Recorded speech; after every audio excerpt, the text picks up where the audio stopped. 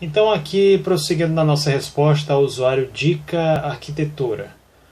Por que é que tem tanta gente que fala mal de Stalin, tanto na direita quanto na esquerda? É o seguinte, porque nem sempre ser de esquerda necessariamente significa ser comunista.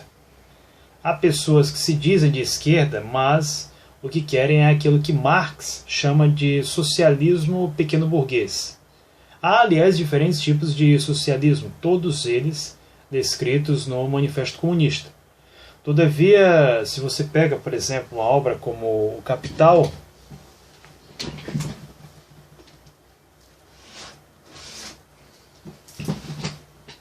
essa aqui, a propósito, é a minha edição do primeiro livro do Capital, presente de um camarada búlgaro, ele neto de um herói partizan, um guerrilheiro búlgaro que lutou contra o fascismo na Bulgária. Se você lê aqui essa obra atenciosamente e lê todo o trabalho teórico de Stalin, a sua prática, a forma como ele conduzia a economia, a política, você vai ver que ele praticamente seguiu à risca. Você vai ver que Stalin seguiu à risca a obra de Karl Heinrich Marx. Você vai ver que ele foi, dentre os líderes soviéticos, até mesmo mais que Lenin, o que mais procurou construir um modelo socialista. Foi o que certamente construiu o modelo socialista mais desenvolvido. Lenin, ele chegou a utilizar um pouco de capitalismo para construir o socialismo, através da NEP. Stalin não. Stalin utilizou-se dos Piatilietki. O que era o Piatilietki? Era o plano quinquenal, quer dizer, o plano de 5 anos. Foi nessa época que foram construídas as grandes realizações do povo soviético. Os grandes canais, o metrô de Moscou, as grandes fábricas. A União Soviética, antes de Stalin, não tinha praticamente nada. Era praticamente uma fábrica com algumas regiões relativamente desenvolvidas, como era o caso da região de Baku, onde os capitalistas ocidentais tinham grandes investimentos econômicos para extrair petróleo. Era o caso de regiões como Moscou, São Petersburgo, e basicamente limitava-se a isso. Você não tinha uma grande indústria, você não tinha a produção de aço, você não tinha a produção de tecnologia, não. Tudo isso foi construído na época de Stalin. Então algumas pessoas às vezes ficam impressionadas: mas você admira Stalin, isso é coisa de velhinhos que tem mal de Alzheimer, como é o caso de um famoso pederasta aí, homofóbico, quer dizer, um homossexual homofóbico, como é o caso de um certo conde, coitado, que fez até um vídeo, que segundo ele deu uma surra em mim. Não, é como se fosse um grande feito heróico você fazer um vídeo atrás de um computador, que é uma coisa que qualquer computador, papel, isso aceita qualquer coisa. Qualquer um é homem, para falar mal de outro atrás de uma tela de computador. Se bem que no caso dele nem isso, porque precisou até de um coleguinha lá para ficar dando o bizu para ele, para ficar falando as coisas que ele tinha que falar. Quer dizer, por aí você tira a covardia do indivíduo, a ignorância dele. Então, quer dizer, se você vai hoje na Rússia, se você passeia não apenas pelos grandes centros, como também pelas cidades pequenas, você vai ver que praticamente tudo que tem lá, ou pelo menos a base para o que tem lá, foi construído na época de Stalin. Você enxerga isso no metrô de Moscou, no metrô de São Petersburgo, você enxerga isso nas grandes fábricas, nos grandes blocos de apartamentos, você enxerga isso na arquitetura da época soviética de Moscou, como é o caso do Hotel Ucrânia, do MGU. O MGU era um ovo. Foi a primeira universidade russa, mas era um ovo. Na época de Stalin tornou-se um prédio imenso, um prédio muito bonito, por sinal, que lembra muito o Empire State Building, que sempre foi um dos meus edifícios favoritos. Então, você vê, por exemplo, Moscou é chamada Sete Irmãs de Stalin, que são grandes prédios que trazem esse estilo arquitetônico e que tiveram sua importância não apenas na arquitetura. O desenvolvimento do Exército Vermelho, a criação da força para que essa camisa aqui, né, já me perguntaram aqui sobre essa camiseta azul, eu tenho um artigo inclusive sobre ela.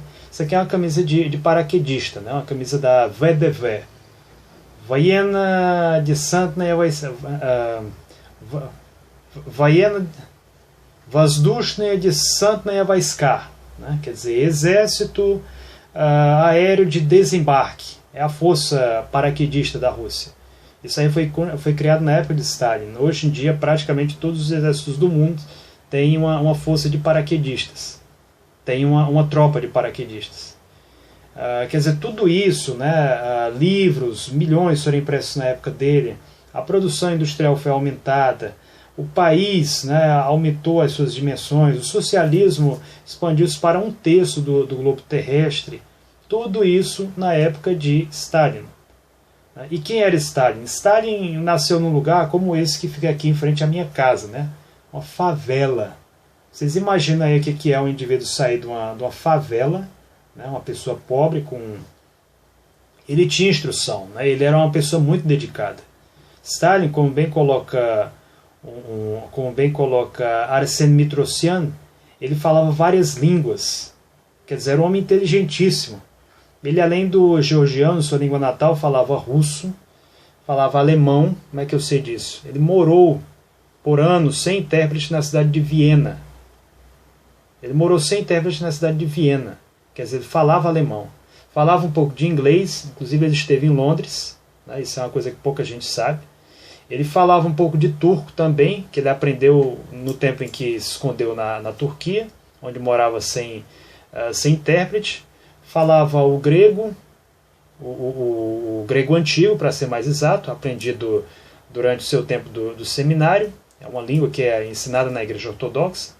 Aprendeu o que mais? Aprendeu o eslavônico eclesiástico, que é uma língua que é utilizada em várias cerimônias da Igreja Ortodoxa. Aqui vocês têm um exemplo, né, do salmo em russo e eslavônico eclesiástico. São duas línguas parecidas, mas são diferentes. É uma língua utilizada na liturgia da Igreja Ortodoxa.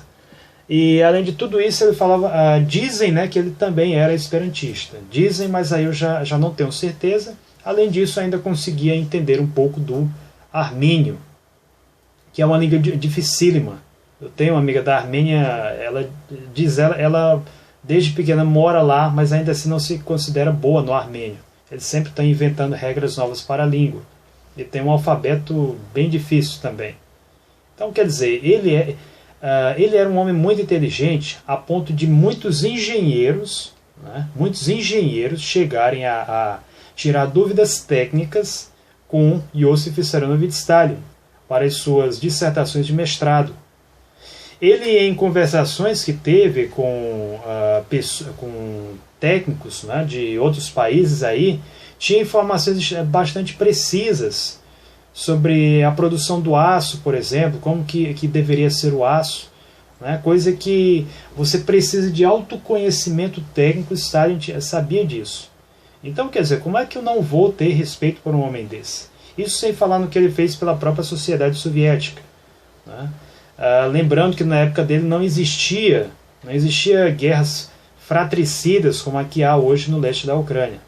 Isso foi o que me falou a propósito uma senhora no Museu do Samovar de Tula, quando eu a perguntei sobre um samovar com a efígie de Stalin. Esse é o Stalin que os livros do MEC, a revista Veja, ou autores ocidentais nunca vão mostrar a vocês.